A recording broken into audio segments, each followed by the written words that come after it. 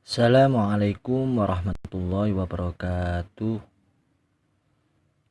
Selamat pagi, wahai anak-anakku MTSPM, terkhusus kelas 9 yang Bapak banggakan. Ketemu lagi dengan pertemuan atau pembelajaran Aswaja. Semoga kalian tidak bosan-bosan untuk tetap belajar, menyimak, mendengarkan. Saya terima kasih banget sudah meluangkan waktunya untuk mendengarkan pembelajaran demi pembelajaran. Semoga apa yang kita lakukan tercatat sebagai amal soleh yang bermanfaat fid dini wa dunya wal akhirah. Oleh karena itu, ada baiknya sebelum pembelajaran kali ini kita meluangkan waktu sejenak untuk membaca suratul Fatihah yang kita tujukan kepada para pendahulu kita, para masyayikh kita, para guru-guru kita, keluarga kita, generasi bangsa ini. Semoga kita semua dilimpahkan rahmat, hidayah serta maunah dari Allah Subhanahu wa Ta'ala dimanapun kita berada. Khususnya pembelajaran pada pagi hari ini diberikan kelancaran, keberkahan dan kemanfaatan. Ala hadiniyah al-Fatihah.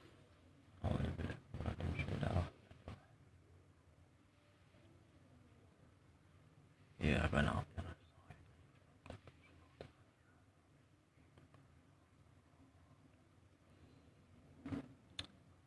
Baiklah anak-anakku, pembelajaran kali ini merupakan pembelajaran yang ke-7 kalau Bapak tidak salah hitung.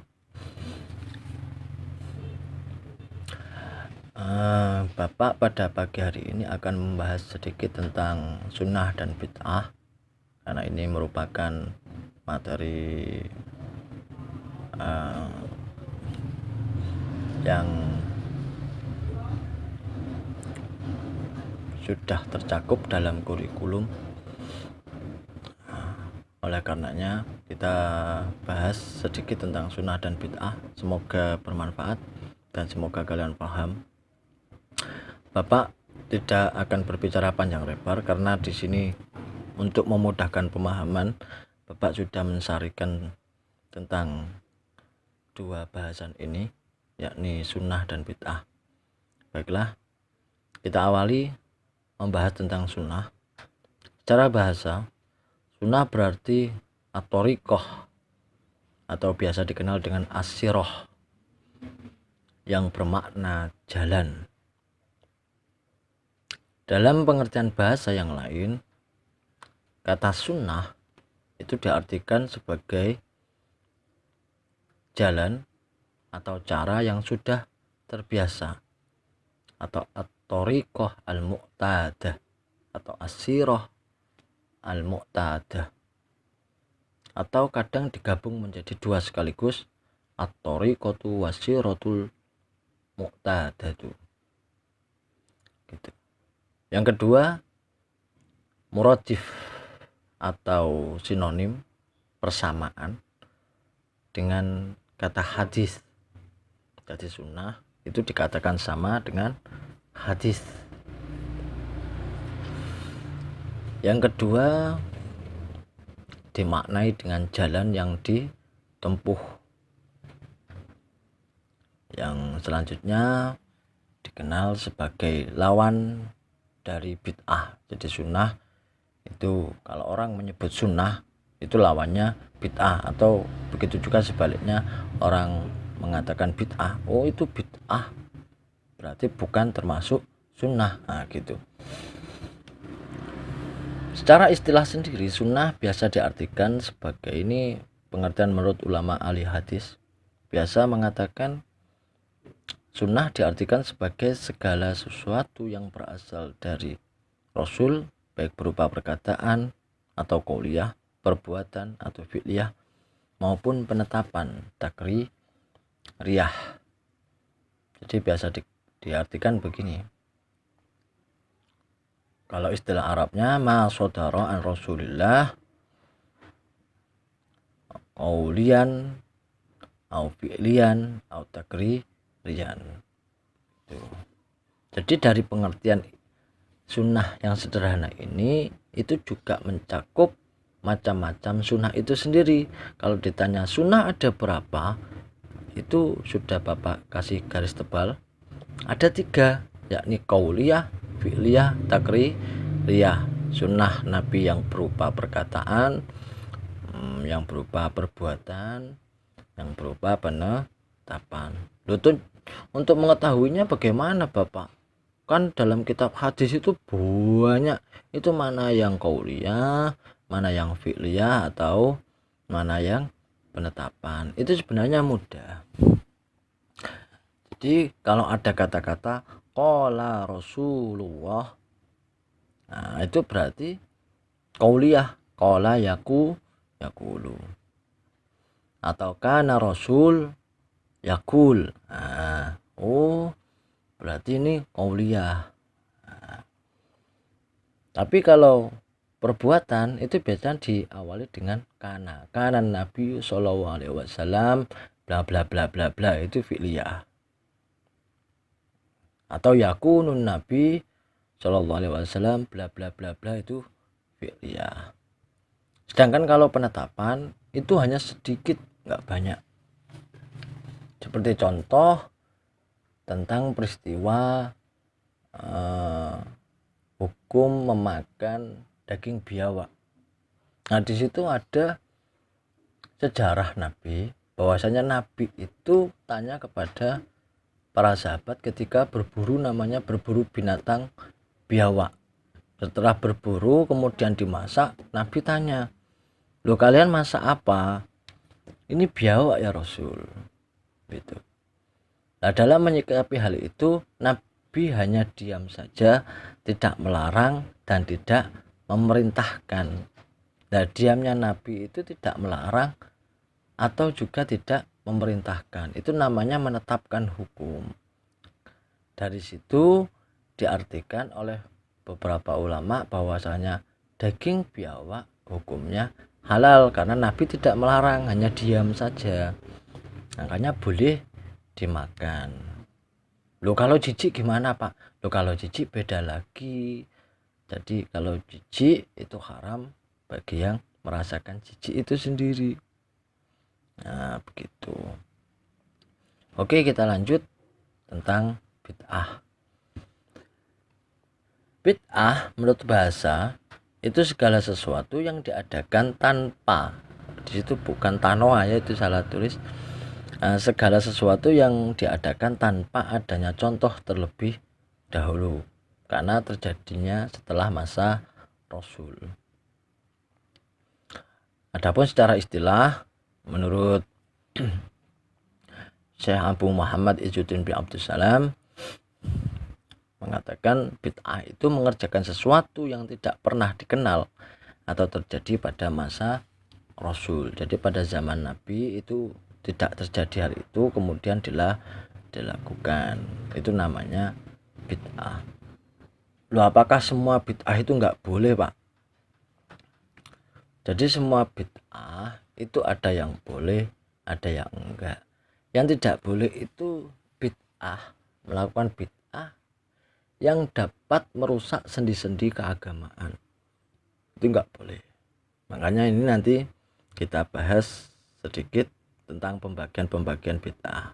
Bayi Hashim membagi bid'ah menjadi 5, yakni wajibah, muharramah, mandubah, makruhah, dan mubahah. 5 pembagian ini merupakan 5 pembagian. Kalau kita mengacu kepada hukum-hukum fikih itu ada hukum wajib, ada haram, ada mandub atau sunnah, ada makruh, ada mubah. Nah, makanya di sini bid'ah juga dibagi oleh beliau ada wajibah, muharramah, mandubah, makruhah, dan mubahah. Sedangkan Imam Syafi'i membaginya hanya dua saja, yakni bid'ah hasanah yang baik dan bid'ah sayyi'ah yang jelek. Imam Bukhari membagi bid'ah menjadi dua, tapi dengan istilah yang berbeda. Yang satu bid'ah dolalah, ini masuk kepada bid'ah sayyi'ah, dan yang kedua bid'ah hasanah atau disebut dengan bid'ah mahmudah atau ghairu madmumah. Di sini untuk memudahkan pemahaman, Bapak sudah membuat skema tentang macam-macam bid'ah. Ini yang pertama, untuk kotak yang pertama ini bid'ah, di situ ada bid'ah hasanah dan bid'ah sayyi'ah. Ini berbicara pembagian bid'ah menurut Imam Syafi'i. Sedangkan hukumnya ini bid'ah menurut pembagian Hadratus Syekh Hasyim Asy'ari. Di situ ada wajibah, mandubah, mubahah, muharramah, dan makruhah. Bentuk amaliyahnya seperti apa? Yang dinamakan bid'ah wajibah itu mewujudkan hal-hal yang baru yang diwajibkan syariat, tapi zaman Nabi nggak ada. Zaman Nabi belum terjadi. Seperti apa? Menyusun ilmu nahwu. Nah, menyusun ilmu nahwu ini kan merupakan salah satu peristiwa yang tidak terjadi pada masa Nabi. Tapi orang dirasa perlu mempelajari ilmu nahwu karena untuk bisa mengetahui syariat seperti pendalaman Al-Quran dan lain sebagainya, itu salah satunya harus dengan menggunakan pemahaman ilmu nahwu. Makanya di situ karena memahami syariat hukumnya wajib, maka mengadakan sesuatu yang baru walaupun itu zaman Nabi tidak ada tapi dirasa perlu, makanya disebut bid'ah wajibah, contohnya ilmu nahwu. Yang kedua mandubah atau sunnah. Bentuk amaliyahnya melakukan hal yang baik tapi belum pernah dilakukan Nabi, namun diperintahkan secara global. Contohnya mendirikan madrasah. Ini zaman dulu, zaman Nabi tidak ada mendirikan madrasah karena perintahnya juga nggak ada, contohnya nggak ada. Tapi diperintahkan secara global. Maksudnya gimana? Di situ kan diperintahkan dalam agama menyebarkan dakwah, menyebarkan agama, mempelajari agama, mempelajari ilmu dan lain sebagainya. Itu kan perintah syariat. Nah, kan diperintahkan secara global, tapi secara khususnya kan tidak diperintahkan atau belum pernah dilakukan Nabi. Makanya mendirikan madrasah dihukumi dimasukkan dalam kategori bid'ah mandubah. Yang selanjutnya mubahah atau ibahah atau boleh. Bentuk amaliyahnya melakukan hal yang baik yang tidak diperintahkan dan tidak pernah dilakukan Nabi serta tidak bertentangan dengan syariat. Jadi nggak ada contohnya tapi tidak bertentangan dengan syariat. Contohnya berjabat tangan setelah sholat. Jadi bar sholat habis salam assalamualaikum warahmatullahi wabarakatuh, kalian salaman dengan makmum yang lain.